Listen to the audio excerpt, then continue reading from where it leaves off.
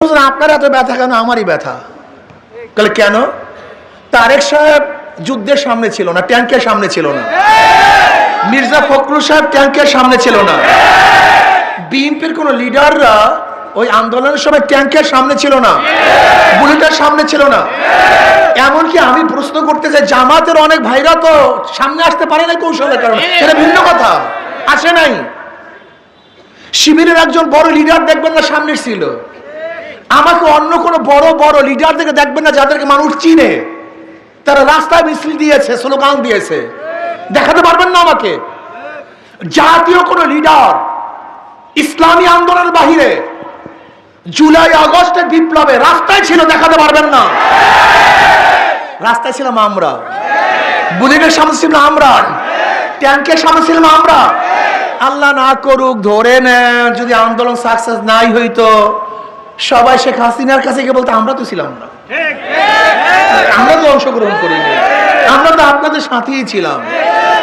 যারা ৩-৪ তারিখও শেখ হাসিনা লোকের সাথে মিটিং করেছে, আজকে তারা জুলাইয়ের বক্তা হয়ে গেছে, যোদ্ধা হয়ে গেছে। ধরে না যদি আন্দোলন সাকসেস না হতাম, তাহলে আমার অবস্থাটা কি হতো, আমাদের অবস্থাটা কি হতো?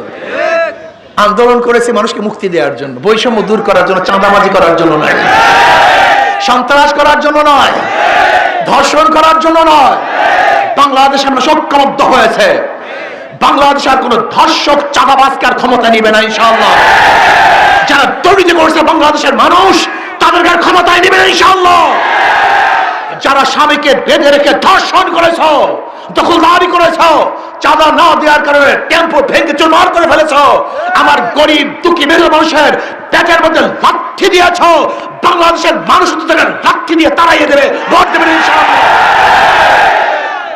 তোরা ভাইরা আমার, আগামী নির্বাচন হবে ইসলামের পক্ষের শক্তি, ইসলামের বিপক্ষের শক্তি, দেশের পক্ষের শক্তি এবং ভারতের পক্ষের শক্তির মধ্যে নির্বাচন হবে।